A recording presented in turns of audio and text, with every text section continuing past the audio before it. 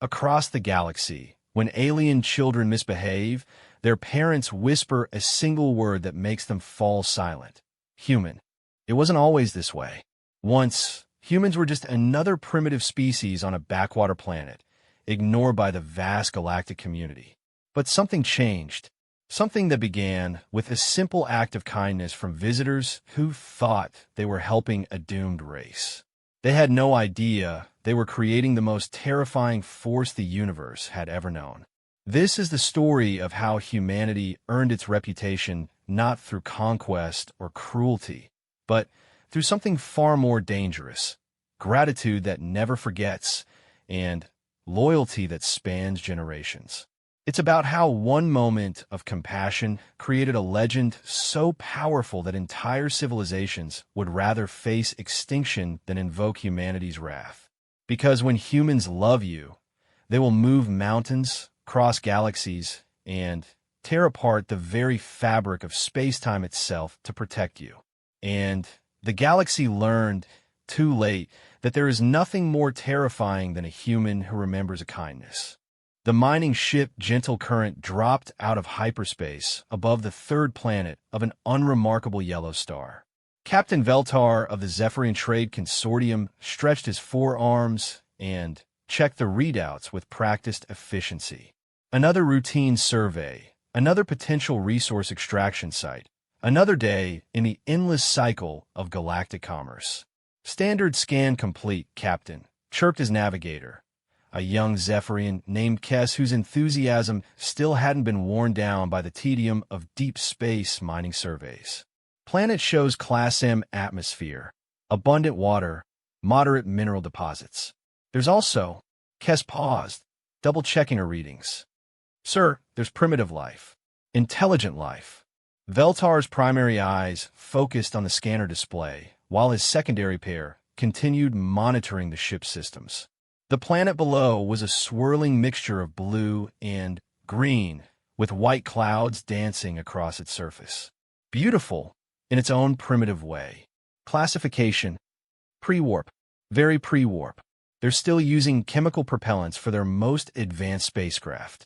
No signs of faster-than-light communication or travel. They call themselves humans.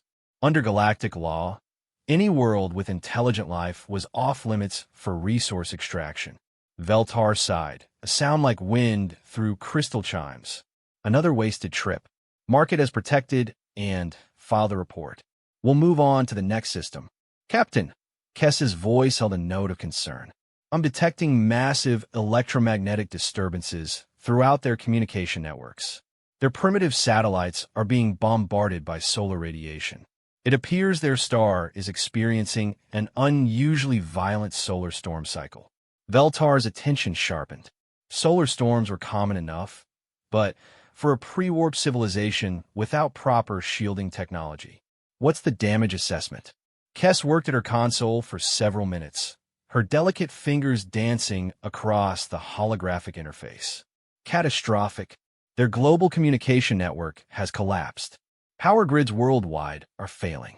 They're experiencing what appears to be a complete technological breakdown. Life support systems. Many of their hospitals and emergency services rely on their electrical grid. Food distribution networks are failing. Captain, millions of them are going to die. Veltar stared at the planet below, watching the lights of human civilization flickering and dying like stars going out.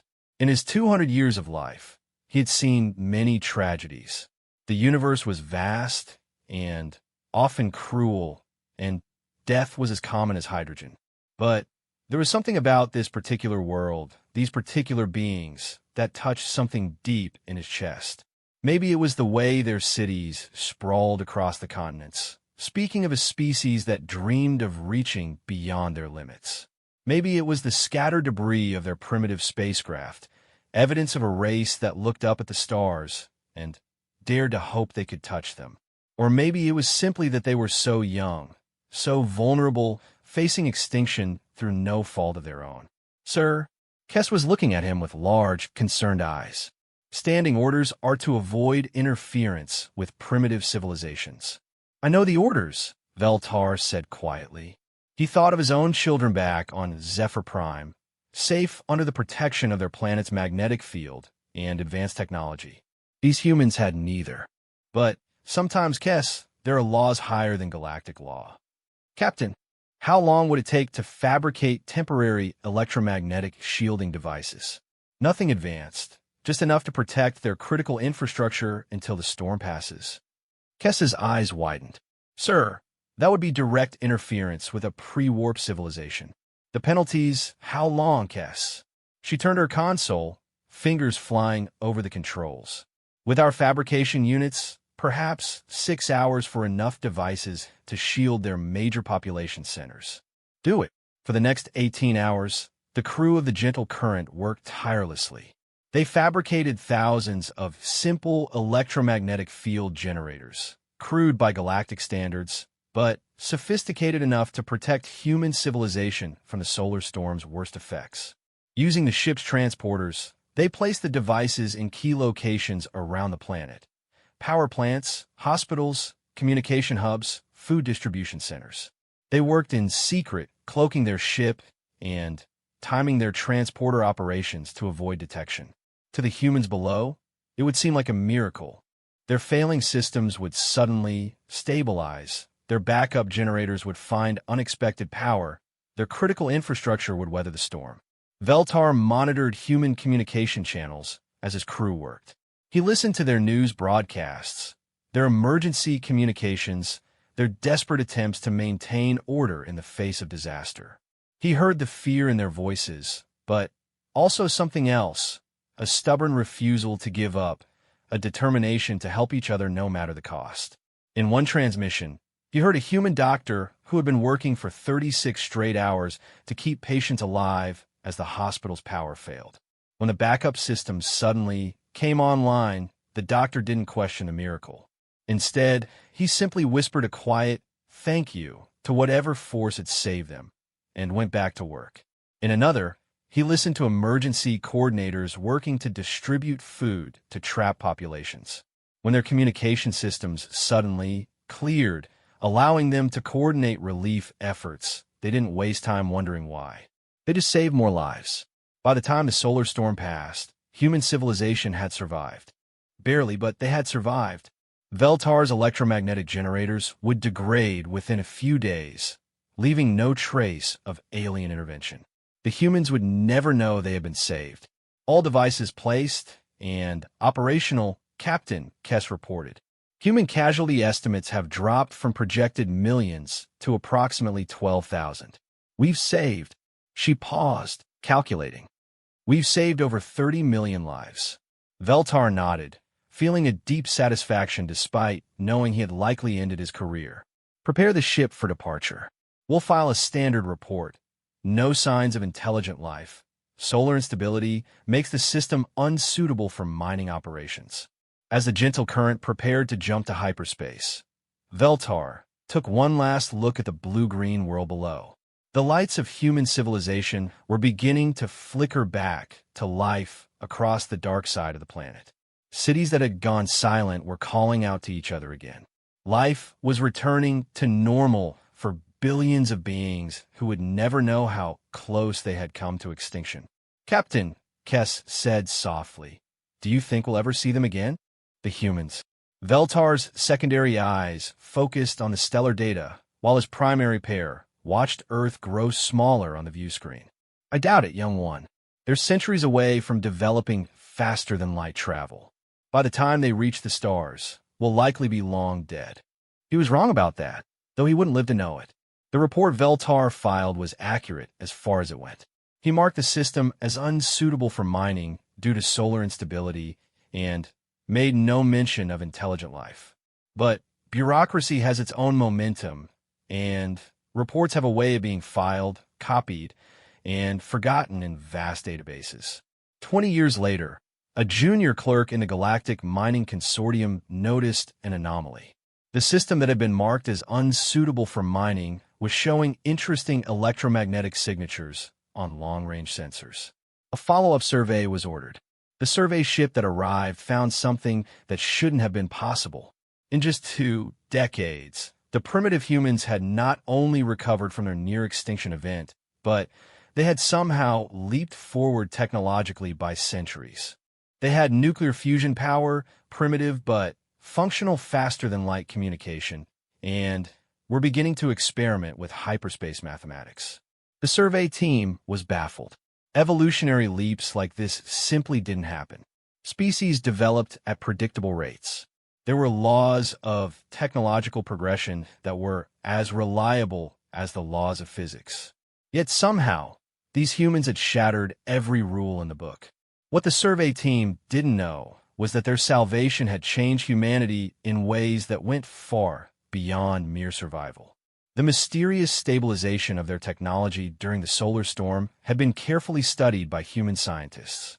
They had reverse-engineered what they could understand and used those insights to push their technology forward at an unprecedented rate.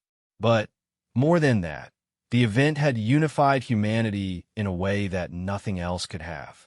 Faced with extinction, every human government, corporation, and individual had worked together for survival. When the crisis passed, they didn't go back to their old divisions. They had seen what they could accomplish when they worked as one species instead of fractured nations. They had also seen evidence that they were not alone in the universe. The technology that had saved them was clearly alien in origin. Somewhere out there, someone had chosen to help them. Someone had cared enough about humanity's survival to risk everything to save them. And humans, as it turned out, never forgot a kindness. Every human child learned the story of the Great Storm and the miracle of stabilization. They learned that somewhere among the stars, there was a guardian angel who had saved their entire species when they needed it most. They didn't know who it was, or what species they belonged to, or why they had chosen to help. But they knew with absolute certainty that when humanity finally reached the stars, they would find their saviors and repay the debt. Dr. Sarah Chun, one of the lead researchers who had studied the alien technology, stood before the Global Unity Council 30 years after the storm. Behind her, holographic displays showed the first human ship capable of faster-than-light travel. It was crude compared to galactic standards, but it worked. We estimate that within 50 years, we'll have the ability to survey nearby star systems, she reported to the Council. Our primary mission parameters remain unchanged. Locate the civilization that saved us, make contact, and offer them our eternal friendship and protection. The counselors nodded gravely. This was the dream that had driven human technological development for 3 decades. Every breakthrough, every innovation, every scientific advance had been motivated by a single goal: finding their mysterious benefactors. What they couldn't know was that Captain Veltar had died 12 years earlier, passing peacefully in his sleep on a retirement colony far from the space lanes. His obituary made no mention of the decision that had saved 30 million lives and set in motion events that would reshape the galaxy. Kess, now Captain Kess of her own mining vessel, had occasionally wondered about the primitive humans they had helped so long ago. But the galaxy was vast, and she had her own routes to fly, her own surveys to complete. She had no idea that in just a few decades, those same humans would come looking for her with weapons that could shatter planets and hearts that burned with gratitude. The galaxy was about to learn that humanity had a very simple philosophy. You help us, we help you. You save us, we save you. You show us kindness, and we will move the stars themselves to repay that kindness. And there is nothing in the universe more dangerous than a human who remembered a favor. As Dr. Chen's presentation concluded and the council members filed out to prepare for humanity's first steps into the larger galaxy, none of them could imagine the legend they were about to become.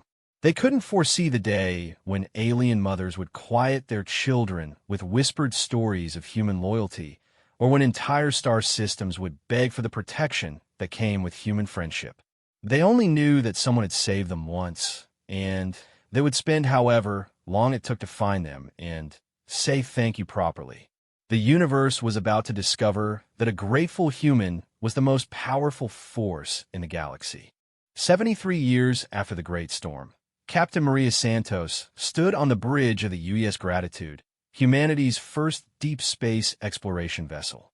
The ship itself was a testament to human determination, sleek, powerful, and armed not for conquest but for protection.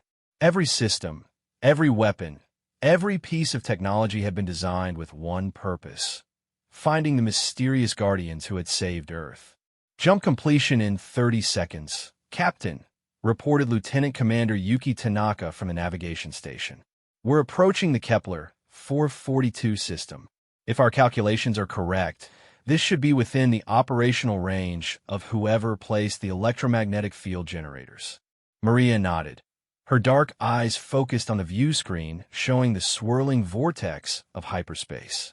Behind her, the bridge crew worked with quiet efficiency. These were humanity's best and brightest volunteers, all dedicated to the sacred mission of finding their saviors. Beginning passive scan array deployment, announced Chief Science Officer Dr. James Wright. If there are any technological signatures matching the field generator design, we'll find them. The Gratitude dropped out of hyperspace into a system bustling with activity. Massive asteroid mining operations dotted the space between planets.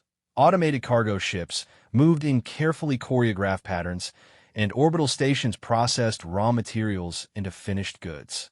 This was clearly an advanced civilization, possibly the most sophisticated humans had yet encountered. Contact, Dr. Wright called out excitedly. Multiple ships in the system, Captain. Technology level appears to be several centuries ahead of ours. And his voice caught. Captain, I'm detecting electromagnetic field generators on several of their vessels. The design signature matches what we found on Earth. This is them. We found them.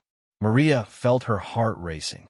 After decades of searching, after visiting 17 different star systems and making contact with 6 different species, they had finally found the beings who had saved humanity. Open a communication channel. Standard first contact protocols, but make it clear we come in peace and gratitude. The response came faster than expected. A melodious voice spoke in accented but clear English, which surprised everyone on the bridge. Unidentified vessel. This is Captain Kess of the Zephyrian vessel Swift Prophet. You're transmitting in an unregistered language. Please identify yourself and state your business in consortium space. Maria stepped forward, her voice carrying the weight of 3 generations of human gratitude. Captain Kess, this is Captain Maria Santos of the United Earth Ship Gratitude. We are humans from the 3rd planet of the Sol system.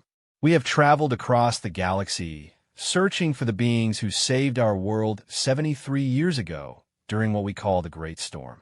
Our analysis indicates that your people may be those who showed us such extraordinary kindness. There was a long pause. When Kess spoke again, her voice was hesitant, uncertain. Humans. From Sol? But that's impossible. Sol's system was surveyed and found uninhabitable due to solar instability. There was no intelligent life reported. Captain Kess, Maria said gently, we believe one of your people chose not to report our existence. Instead, they chose to save us. We're here to thank them and offer our friendship to the Zephyrian people forever. Another pause, longer this time. Please stand by. Dr. Wright was running continuous scans of the Zephyrian ships. Captain, their technology is impressive but not overwhelmingly superior to ours. Their ships are designed for cargo and mining, not military operations. If this is a trap, it's not a trap, James, Maria said firmly. These people saved us when they could have just marked our system as off-limits and left us to die. They risked everything to help a species they'd never met. That's not the behavior of beings who set traps. The communication channel crackled back to life. Captain Santos, please transmit your ship's position and prepare to be escorted to Mining Station Zephyr 7. I need to contact my superiors immediately. This is a situation far beyond my authority. As the human ship was guided through the asteroid field toward the massive mining station, Maria watched the Zephyrian vessels with growing admiration. They moved with practiced efficiency, their crews clearly experienced and professional. These were good people, she could feel it. People worthy of the gratitude that humanity had carried for 73 years. Station Zephyr 7 was a marvel of engineering, a city-sized structure built into a massive asteroid. Its docking bays could accommodate ships 10 times the size of the Gratitude, and its industrial sections hummed with the constant activity of reprocessing and refinement. The reception committee that met them in the station's main docking bay was led by Administrator Gentar, an elderly Zephyrian whose forearms moved in what Maria had learned were gestures of nervous respect. Behind him stood Captain Kess, her large eyes wide with what looked like wonder and terror. Captain Santos, Administrator Gentar, said formally, "On behalf of the Zephyrian Trade Consortium, I welcome you to our territory. Your claim is extraordinary. We must conduct a thorough investigation before we can confirm anything." Maria smiled warmly. "Of course, Administrator. We've brought complete technical specifications of the devices that saved our world, as well as historical records of the event. We understand the magnitude of what we're claiming." For the next 3 days, Zephyrian technical experts pored over human data while their historians searched through decades of mining reports and survey records. Maria and her crew were treated as honored guests, though she could sense an undercurrent of nervous energy among their hosts. It was Captain Kess who finally approached Maria on the third evening as she stood in the station's observation deck, looking out at the bustling asteroid field. "It was my captain," Kess said quietly, joining Maria at the transparent aluminum window. 73 years ago, when I was just a navigator on a mining survey ship called the Gentle Current. Captain Veltor? He saved you." Maria turned to face the Zephyrian, her eyes bright with unshed tears. "Tell me about him." "He was a good being," Kess said, her voice thick with emotion. "Kind, thoughtful, always putting the welfare of others before regulations. When we detected the solar storm destroying your civilization, he didn't hesitate. He ordered us to fabricate electromagnetic field generators and place them throughout your world. It was completely against galactic law, but he said there were laws higher than galactic law." "What happened to him?" "He was never charged. The official report listed your system as uninhabitable, and no one ever connected our presence there with the violation of non-interference protocols. He served another 30 years in the merchant fleet before retiring to Zephyr Prime. He died peacefully 12 years ago." Kess paused, looking directly at Maria. He never knew that his kindness had been successful. He never knew that humanity had survived and prospered. Maria wiped away a tear. "What was he like? As a person?"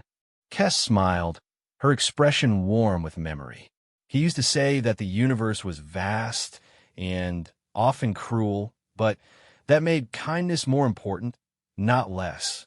He believed that every species deserved a chance to reach for the stars. He would have been amazed to know that his actions helped humanity reach them so quickly." "We need to honor him properly," Maria said. "And all Zephyrians, your people saved us. That creates a debt that can never be repaid, only honored." "Captain Santos," Kess said carefully, "what exactly do you mean by honoring us?" Maria turned back to the window, watching Zephyrian workers going about their daily tasks, unaware that they were looking at the first human most of them had ever seen. "We mean that from this day forward, Zephyrian safety and prosperity become human concerns. Any threat to your people becomes a threat to us. Any friend of yours becomes our friend. Any enemy of yours becomes our enemy. That's a very significant commitment. It's the least we can do for the people who saved our entire species." Over the following weeks, formal diplomatic contact was established between humanity and the Zephyrian Trade Consortium. The negotiations were unlike anything in galactic history. Instead of the usual territorial disputes, trade disagreements, and technological exchanges that characterized first contact between species, the humans came bearing gifts and offering protection. They shared their rapid technological advances freely. They offered exclusive trade agreements heavily weighted in Zephyrian favor. Most surprisingly, they proposed a mutual defense treaty that would place Earth's growing fleet at the service of Zephyrian security. It's unprecedented, Administrator Gentar explained to the Consortium Council via hyperspace communication. They're offering us everything and asking for nothing except our friendship. They claim it's repayment for Captain Veltar's actions 73 years ago. One captain's unauthorized kindness has created this. Council Chairman Morden asked, his disbelief evident even across the light years. What kind of species holds to gratitude for 3 generations? Humans, apparently. And, sir, I've seen their ship specifications. Their technology has advanced at an impossible rate. These people are going to be a major galactic power within a century. Having them as allies instead of unknown quantities. Approved.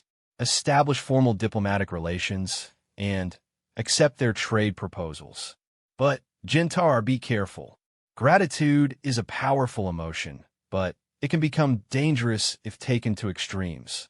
The administrator's warning would prove prophetic. Word of the Human-Zephyrian alliance spread quickly through galactic trade networks. Most species viewed it as an interesting curiosity, a primitive species making friends with asteroid miners. But a few more perceptive observers noted the rapid advancement of human technology and began to pay closer attention. The hegemony of Krex was one such observer. A militaristic confederation of reptilian species, they had been expanding their territories steadily for centuries through a combination of economic pressure and military intimidation. They had been eyeing Zephyrian mining operations for years, waiting for the right moment to force the consortium into a disadvantageous merger. The arrival of human ships in consortium space complicated their plans, but Supreme War Leader Thaxvor didn't consider a single primitive vessel much of a threat. When 3 more human ships arrived over the following months, he decided it was time to act before the situation became more complex. The Krex ultimatum was delivered to Zephyr Prime on a Tuesday morning, Galactic Standard Time. It was couched in diplomatic language, but the message was clear: join the hegemony willingly or be conquered forcibly. They had 72 hours to decide. The emergency communication that reached Captain Kess aboard the Swift Prophet was encrypted with the highest priority codes. She was to contact the human vessel Gratitude immediately and explain the situation to Captain Santos. Kess. Maria's image on the communication screen was sharp and clear, but her expression was troubled. What's wrong? We've received an ultimatum from the Krex hegemony. They're demanding our submission. If we refuse, they'll invade with a force of over 200 warships. Maria's expression didn't change, but something cold and dangerous flickered in her eyes. How many ships does the consortium have available for defense? 18 mining vessels with minimal defensive capabilities. Maria, we're not a military power. We're merchants and miners. We can't fight the hegemony. Kess, Maria said quietly, did you think that when humanity offered you a defense treaty, we were being metaphorical? But, Maria, you only have 4 ships in our space. The hegemony is bringing 200 warships. This isn't a fight you can win. Maria smiled, and Kess felt a chill run down her spine. It wasn't a cruel smile, but it was the smile of someone who had just been given an excuse to do something they had been hoping to do for a long time. Kess, my friend, I need you to send a message to the Krex hegemony. Tell them that the Zephyrian Trade Consortium is under the protection of humanity, and any act of aggression against Zephyrian citizens will be considered an act of war against Earth. Maria, they have 200 ships, and we have something they don't. We have a debt to pay and the will to pay it. Trust me, Kess. Trust the species that Captain Veltar believed was worth saving. The message was sent. The correct response was swift and dismissive. They had never heard of humans and cared nothing for the protection of unknown primitives. Their invasion fleet would arrive in 60 hours. What they didn't know was that Maria Santos had sent her own message, transmitted through hyperspace communication networks that span the galaxy. It was a simple message, broadcast on emergency channels to every human ship, station, and settlement in known space. The Zephyrians are in danger. The people who saved us need saving. All ships converge on Zephyr Prime. This is not a request. This is not optional. This is the day we pay our debt. The response was immediate and overwhelming. From across human space, ships began converging on the Zephyr system. Merchant vessels, research ships, colony transports, mining barges. Every human ship with faster-than-light capability began the journey to Zephyr Prime. But, more than that, the message triggered something that the galaxy had never seen before. Humanity's industrial capacity focused on a single goal. Shipyards that had been building colony vessels retooled overnight to produce warships. Factories that made agricultural equipment began manufacturing weapons. Research stations that studied stellar phenomena started designing military systems. In 60 hours, the Krex invasion fleet arrived at Zephyr Prime expecting to face 18 lightly armed mining ships. Instead, they found over 400 human vessels waiting for them. Supreme War Leader HFY War stared at his tactical display in disbelief. Where had these ships come from? The intelligence reports had mentioned only 4 human vessels in the system. His fleet of 200 warships was still numerically superior, but the margin was far smaller than anticipated. "Open a channel to the human fleet," he ordered. The response came from Captain Santos aboard the Gratitude. "This is Captain Maria Santos, commanding the Human Defense Fleet. You are threatening our friends. Withdraw immediately or face the consequences. Human, you are outnumbered. We have 200 warships to your 400 merchant vessels. Stand aside and allow us to complete our legitimate business with the consortium." Maria's voice was calm, almost conversational. "War Leader, I want you to understand something very important. The Zephyrians saved my species from extinction. They did it without being asked, without expecting reward, purely out of kindness. That creates a debt that we will honor with our lives. Your 400 cargo ships against our warships? You will be slaughtered." "War Leader," Maria said quietly, "what makes you think these are cargo ships?" The first wave of human missiles arrived before the correct sensors could properly analyze them. They were unlike anything in the galactic databases, faster, smarter, and carrying warheads that defied conventional physics. The correct shields, designed to stop conventional plasma weapons, were useless against human kinetic impactors traveling at significant fractions of light speed. 12 Krex warships were destroyed in the first salvo. The battle that followed lasted only 17 minutes. It wasn't a fight so much as a demonstration of what happened when a species that had spent 73 years preparing to protect their saviors finally got the chance to do so. Human weapons technology, built on reverse-engineered alien principles and driven by gratitude-fueled innovation, proved devastatingly effective. Their ships, designed specifically for protecting friends rather than conquering enemies, moved with precision and purpose that left Krex tactics in ruins. When Supreme War Leader HFY War ordered his remaining 80 ships to retreat, he found that the humans had anticipated this as well. A second human fleet, commanded by Admiral Chun, daughter of the scientist who had first studied Veltar's electromagnetic generators, was waiting at the hyperspace exit point.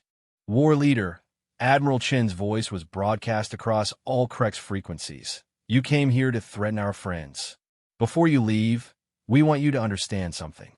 This fleet, this response, this protection, this is what the Zephyrians can expect from humanity for as long as our species exists. Any threat to them, from any source, will be met with our full force." "But why?" HFY War's voice was thick with confusion and fear. "They are miners and merchants. What possible strategic value? They saved us when we needed saving. That's all we need to know." The remaining Krex ships were allowed to retreat, but not before their sensor logs were downloaded by human cyber warfare specialists.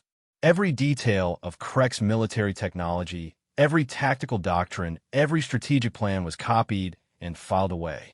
The message was clear: "We know everything about you now, and we are watching. Word of the Battle of Zephyr Prime spread across the galaxy within days. A previously unknown species had appeared out of nowhere, fielded a fleet of 400 advanced warships, and completely destroyed a major Krex invasion force. But more disturbing than their military capability was their motivation. They had done it all to protect miners. Not strategic allies. Not trading partners with valuable resources. Not potential subjects for conquest. Miners who had once done them a favor. In the cantinas and meeting halls where galactic politics were discussed in whispers and half-truths, a new phrase began to emerge. Never help a human unless you want them to love you forever. Because as the galaxy was beginning to understand, there was nothing more dangerous than earning humanity's gratitude. The Zephyrians, for their part, were overwhelmed by the response. They had expected their new human friends to offer diplomatic support, maybe some technical assistance. They had never imagined that an entire species would mobilize for war to protect them. Why? Administrator Jintar asked Captain Santos as they stood in the ruins of a Krex warship that had been dragged to Zephyr Prime for analysis. Why would you risk so much for us? Maria smiled, the same warm expression she had worn when first meeting Captain Kess. Because 73 years ago, Captain Veltar looked at my dying world and decided that kindness was more important than regulations. He saved 30 million lives without being asked, without expecting reward. That kind of goodness deserves to be protected.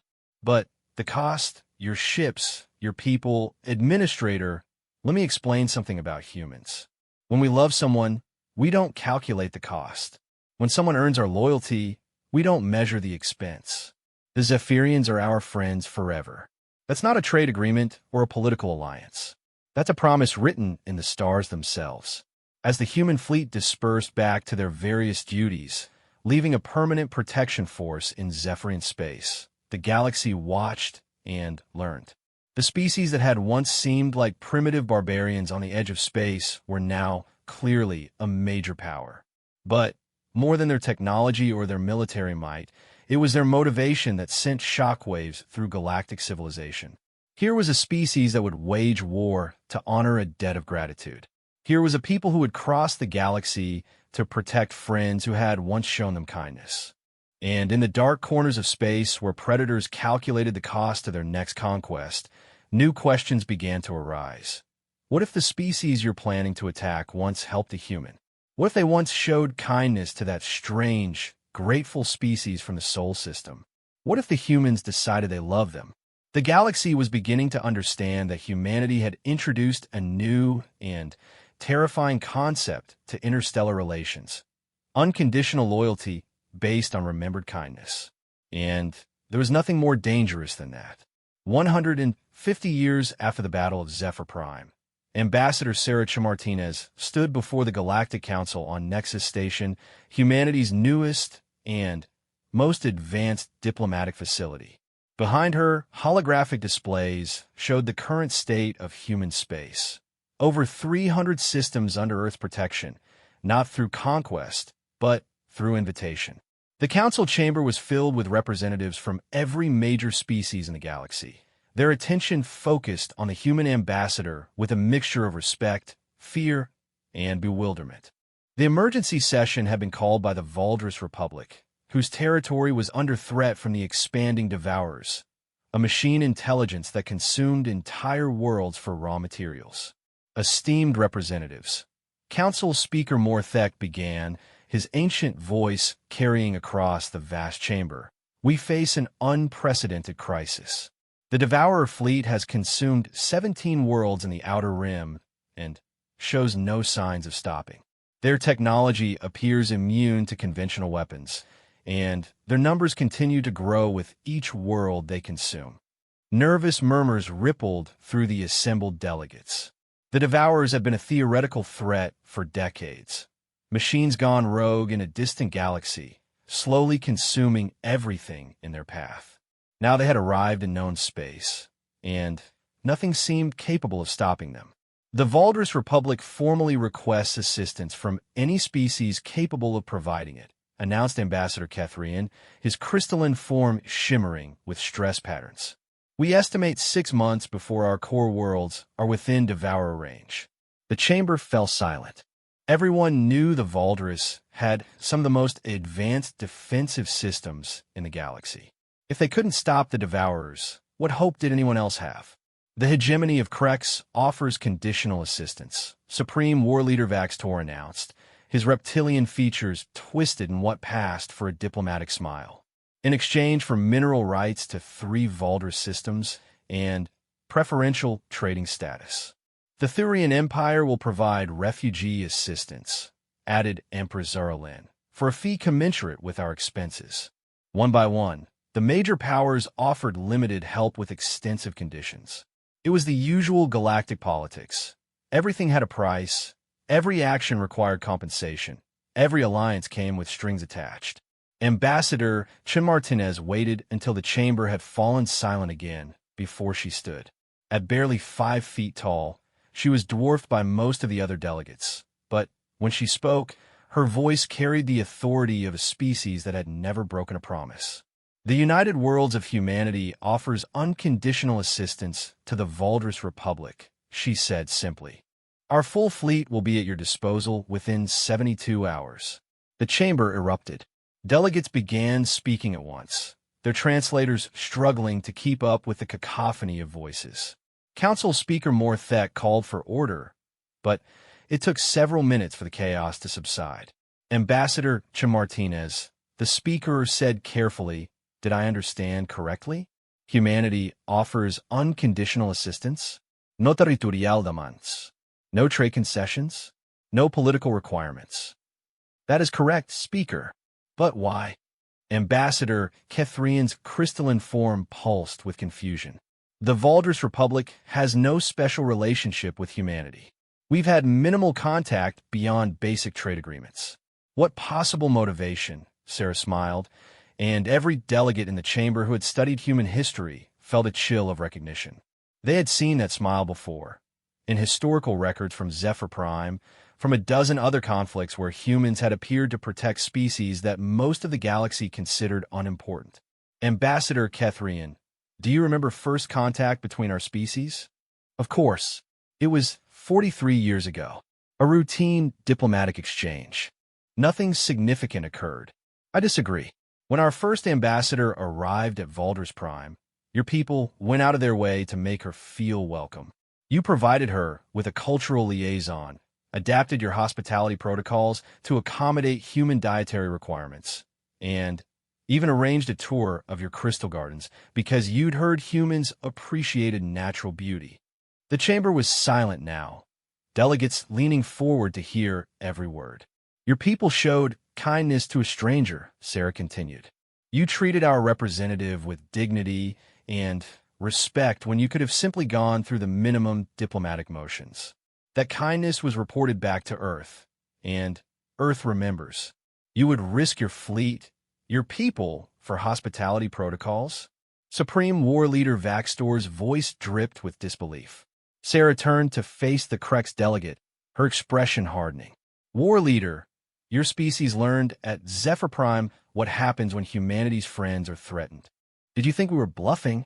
The Krex delegate fell silent, unconsciously touching the scar where his predecessor's ceremonial armor had been damaged during his species' humiliating retreat from Zephyrian space. "The human fleet will arrive at Valdris Prime in 72 hours, Sarah announced to the chamber. "Any species that wishes to join our defense of Valdris space is welcome. Any species that chooses to exploit this crisis for territorial or economic gain will be remembered accordingly." As the council session dissolved into frantic private negotiations, the message went out across human space. Not a request this time, but a simple statement of fact. The Valdris had been kind to humans once, and now they needed help. The response was immediate and overwhelming. From every corner of human space, ships began converging on Valdris territory. But this wasn't the desperate improvisation of Zephyr Prime. This was a species that had spent a century and a half perfecting the art of protecting their friends. Fleet Admiral James Wright, grandson of the scientist who had first studied Zephyrian technology, stood on the bridge of the UES Veltar as the human defense fleet emerged from hyperspace. The ship was named for the Zephyrian captain whose kindness had started it all, and it was humanity's most advanced vessel, a mobile fortress designed not for conquest, but for protection. Fleet status report, he ordered. 847 vessels reporting ready for combat, sir, replied Captain Torres from the Fleet Coordination Center.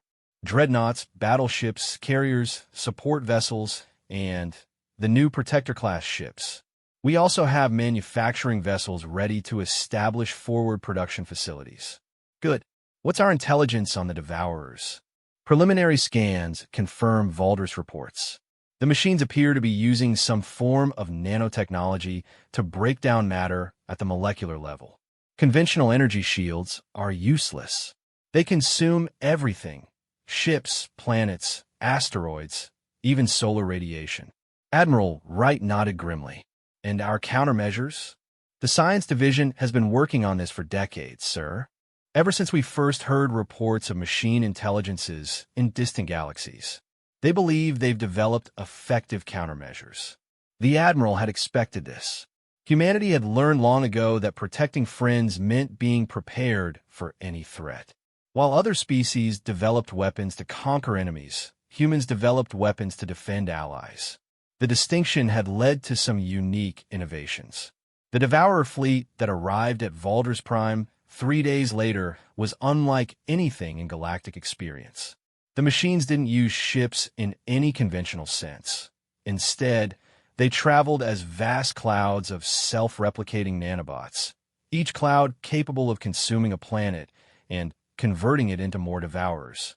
The Valdris Republic's defense fleet, despite being one of the most advanced in the galaxy, lasted exactly 14 minutes against the first Devourer probe. Their energy weapons simply fed the machines more power, and their kinetic weapons were consumed before impact. This is Admiral Wright to all Valdris forces, the human commander broadcast. Fall back to minimum safe distance. We'll handle this. What followed was the most unusual space battle in galactic history. Instead of energy weapons or kinetic projectiles, the human fleet fired clouds of silver dust that seemed to dissipate harmlessly into space. For several minutes, it appeared that humanity's vaunted military technology was as useless as everyone else's. Then, the Devourer cloud began to shrink. Report, Admiral Wright ordered. Nanophage deployment successful, sir. Our counterbots are consuming the Devourers faster than they can replicate. Estimated time to complete neutralization, 47 minutes. The human solution was elegant in its simplicity. Instead of fighting the Devourers with energy or matter, they had created machines designed to eat other machines. The nanophage bots were programmed with one simple directive: find Devourer technology and convert it into harmless space dust. But more importantly, the nanophage had been given specific recognition protocols. They would consume Devourers, but they would never, under any circumstances, harm Valdris technology or any other allied systems. Humanity had learned to make weapons that knew the difference between friends and enemies. Over the next 6 months, the human fleet systematically hunted down and destroyed every Devourer in the galaxy. It wasn't a war so much as an extermination campaign conducted with methodical efficiency. The machines that had consumed 17 worlds and terrified every major power were reduced to harmless dust by weapons designed specifically to protect humanity's friends. When the last Devourer cloud was neutralized above the ruins of Keth Prime, a world already consumed but cleansed of machine presence, Admiral Wright received a communication from Ambassador Kethrian. Admiral Wright, on behalf of the Valdris Republic, I must ask, why? We offered humanity nothing. We demanded no payment. We made no territorial concessions. Your people have spent 6 months and enormous resources to save us. What do you want in return? The Admiral smiled, the same warm expression that humans had worn for over a century when asked this question.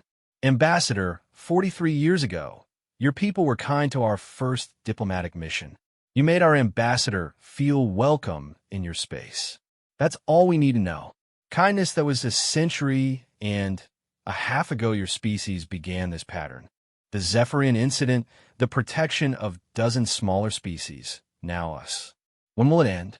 Never, Admiral Wright said simply. Human children learn the stories of every species that has shown us kindness.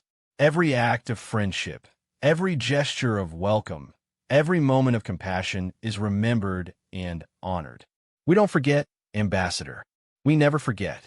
As the human fleet prepared to return home, leaving a permanent defense force in Vulder's space, the galaxy watched and calculated. The species that had once been ignored as primitive barbarians now protected nearly half of known space. Not through conquest or intimidation, but through a simple policy: be kind to humans, and they will protect you forever. The effects rippled through galactic civilization. Trade routes that passed through human-protected space became the safest in the galaxy.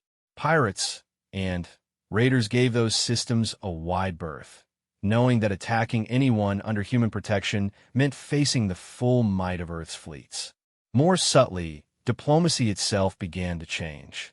Species that had once dealt with each other through threats and ultimatums found themselves being uncharacteristically polite to human representatives. After all, what if the humans remembered the kindness? What if treating them well earned their protection? The Krex hegemony, still smarting from their defeat at Zephyr Prime, attempted to exploit this by offering token assistance to human allies, hoping to earn some measure of protection themselves. The response from Earth was swift and unambiguous. Protection was earned through genuine kindness, not calculated gestures. In the archives of the Galactic Library on Nexus Station, xenopsychologist Dr. Vexlan studied the phenomenon that was reshaping galactic civilization. His report, titled The Human Gratitude Complex, a study in unprecedented interstellar behavior, became required reading for every diplomatic academy in known space. Humanity appears to suffer from a unique psychological condition, he wrote. They form permanent emotional bonds based on single acts of kindness, and these bonds become hereditary, passed down through generations. A species that shows kindness to humans will find themselves protected by human descendants centuries later. This behavior pattern has created a form of interstellar insurance policy. Species under human protection enjoy absolute security, knowing that any threat against them will bring the full force of humanity's military might to bear. The economic and political implications are staggering. Most significantly, humanity has introduced the concept of permanent loyalty to galactic relations. Previous to human contact, all interstellar relationships were transactional and subject to renegotiation based on changing circumstances. Humanity alone appears capable of maintaining unchanging loyalty across multiple generations. Recommendation: all species should exercise extreme caution in their interactions with humans. Any act of kindness, no matter how small, may result in permanent human attachment with all the benefits and responsibilities that entails. The report was filed, copied, and distributed throughout the galaxy, but few truly understood its implications until the Siege of Harmony. 2 centuries after first contact with the Zephyrians, the small agricultural world of Harmony found itself in the path of an expanding stellar phenomenon. The system star was entering an unstable phase, and massive solar flares were threatening to sterilize the planet's surface. Harmony was home to the gentle folk, a pacifist species that had never developed advanced technology or space travel. They were farmers and artists, philosophers and poets, content to live simple lives on their beautiful world. They had no defenses against cosmic forces, no way to escape their dying system. Their first contact with humanity had occurred only 5 years earlier, when a human exploration vessel had stopped to study the stellar anomaly. The gentle folk had welcomed the visitors with characteristic warmth, sharing their food and art, offering guided tours of their crystal forests and singing gardens. The human crew had been charmed by the peaceful aliens, but The visit had lasted only 3 days before the ship continued on its exploration mission. It seemed like a minor footnote in the vast catalog of human-alien interactions. When a stellar crisis began, the gentle folk faced it with characteristic calm. They had lived for thousands of years accepting what they couldn't change, finding beauty in impermanence. If their star was dying, then they would face the end with dignity and grace. They had not counted on humanity remembering their kindness. The evacuation fleet that arrived at Harmony 3 weeks before the predicted stellar collapse was the largest humanitarian operation in galactic history. Over 2,000 human ships descended on the agricultural world, ready to relocate an entire species to safety. But the gentle folk didn't want to leave. "This is our world," explained Elder Thalson to Captain Chinabas of the UES Gratitude 3. "Our ancestors are buried in these crystal forests. Our songs are written for these mountains and valleys. We appreciate your offer, but we would rather face the end here than begin again somewhere else." The human response was typically decisive. If the gentle folk wanted to stay on Harmony, then humanity would make that possible. The stellar engineering project that followed made the Devourer War look simple by comparison. Human science ships surrounded Harmony's star and began the delicate process of stabilizing its fusion reactions. Massive magnetic field generators were deployed to contain solar flares. Orbital mirrors redirected dangerous radiation away from the planet's surface. For 6 months, humanity fought to save a star for a species that had shown them 3 days of kindness. "The cost must be enormous," Elder Thalson said to Admiral Sarah Rodriguez as they watched human engineers working in the star's corona, their ships protected by shields that made the surface of a sun survivable. "Why would you spend so much to save us?" The Admiral smiled, her expression serene despite the magnitude of the operation surrounding them. "Elder, when my great-grandmother first visited your world, she wrote in her report that the gentle folk were the kindest beings she had ever encountered. She said that in 3 days, you taught her crew more about peace and beauty than they had learned in years of exploration. But this is reshaping a star itself. The gentle folk showed kindness to humans. We protect our friends. It's that simple." The project succeeded. Harmony Star was stabilized, its surface cooled, its flares contained. The gentle folk would be able to live on their world for another 1,000,000 years, protected by human engineering that had literally tamed a star. The galaxy watched in stunned amazement as humanity demonstrated that their commitment to protecting friends had no practical limits. They would move stars if necessary to honor a debt of kindness. In the aftermath of the Harmony Project, galactic civilization entered what historians would later call the Age of Careful Courtesy.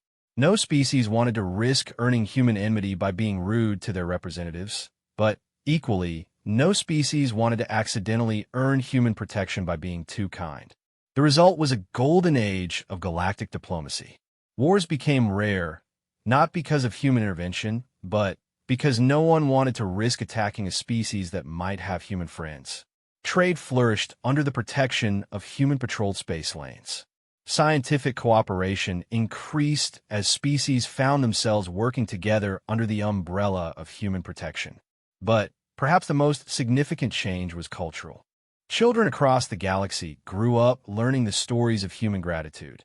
The Zephyrians who saved Earth and became humanity's eternal friends, the Valdris who showed kindness and earned humanity's protection, the gentle folk whose 3 days of hospitality had moved the stars themselves.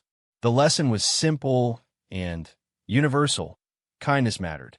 Compassion had consequences.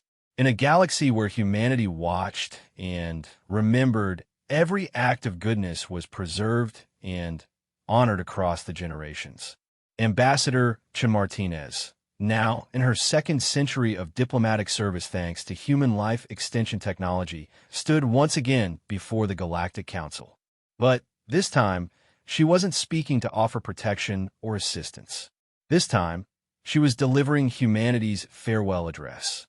"Esteemed representatives," she began, her voice carrying the weight of 3 centuries of human-alien relations. humanity has been offered membership in the Galactic Transcendence Project.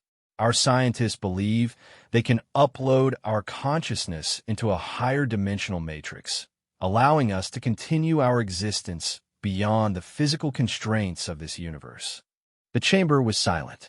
The Transcendence Project was theoretical technology that would allow species to leave the material universe entirely, becoming beings of pure consciousness in realms beyond normal space and time.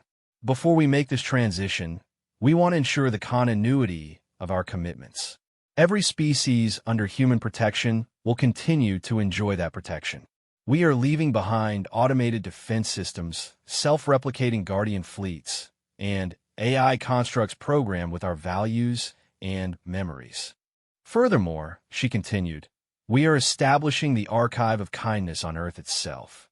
Every act of compassion shown to humanity, from Captain Veltar's first gesture of kindness to yesterday's diplomatic courtesies, has been recorded and preserved. The archive will ensure that humanity's gratitude survives even our transcendence. Ambassador Kethrian, now ancient even by Valdra standards, raised one crystalline appendage. Ambassador, will we ever see humanity again? Sarah smiled one last time, the expression that had become legendary across the galaxy. Perhaps someday, when this universe grows old and the last stars begin to fade, we'll return to visit our friends. But until then, remember this, kindness is never forgotten. Compassion echoes across eternity. And somewhere beyond the reach of time and space, humanity will always remember those who showed us love. The human transcendence occurred on a Tuesday, Galactic Standard Time. One moment, human ships and stations throughout the galaxy were operational and responsive. The next, they were empty, their crews having stepped into a higher dimension of existence. But the automated systems they left behind continued their eternal mission. Guardian fleets patrolled space under human protection. Defense platforms stood ready to respond to any threat against humanity's friends. And on Earth, now a monument world tended by AI caretakers, the archive of kindness preserved every act of compassion in human memory. Centuries passed, millennia. The galaxy changed and evolved, species rose and fell, technologies advanced beyond recognition. But through it all, the legacy of human gratitude endured. When the Zephyrian Trade Consortium faced extinction during the resource wars of the Fourth Epoch, ancient human defense systems activated to protect them. When the Valdris Republic needed evacuation from their dying homeworld, automated human vessels appeared to carry them to safety. When the descendants of the gentle folk faced their first interstellar conflict, guardian ships that had waited in silence for 10,000 years suddenly came online to shield them from harm. And in the nurseries and schools of 1,000 species, children still learned the greatest truth that humanity had taught the galaxy. That kindness is never wasted, that compassion is never forgotten, and that somewhere in the vast darkness of space, love remembers everything. The legend lived on, eternal and unbreakable, a promise written in the stars themselves. Be kind to others, and the universe will remember. In the end, that was humanity's greatest gift to the galaxy. Not their technology or their military might, but the knowledge that goodness matters, that kindness has consequences, and that love, once given, lasts forever. The humans were gone, but their gratitude remained, watching over the galaxy like a guardian angel that would never tire, never forget, and never stop protecting those who had shown them kindness. And in the dark corners of space, where new civilizations were just beginning to reach for the stars, the legend was whispered from parent to child. Be kind to strangers, for you never know who might be watching. Be compassionate to those in need, for love remembers everything. And if you're ever fortunate enough to meet the guardians that watch over us all, remember that they were once saved by a simple act of kindness from people who asked for nothing in return. The galaxy had learned humanity's final lesson, that gratitude is eternal, kindness is immortal, and Love transcends even death itself. They had shown Earth kindness once, and humanity had turned them into eternal legends. But more than that, humanity had become a legend themselves, a story told across the stars of species that loved so completely, so permanently, that their gratitude outlived their physical existence and became part of the fundamental structure of the universe itself. In the end, that was the most human thing of all, to take a single act of kindness and transform it into something eternal, beautiful, and infinitely protective. To remember love so perfectly that even transcendence couldn't diminish it. The galaxy was safe, watched over by the eternal gratitude of a species that had learned the most important lesson of all, that kindness is never forgotten, love never dies, and gratitude is the most powerful force in the universe.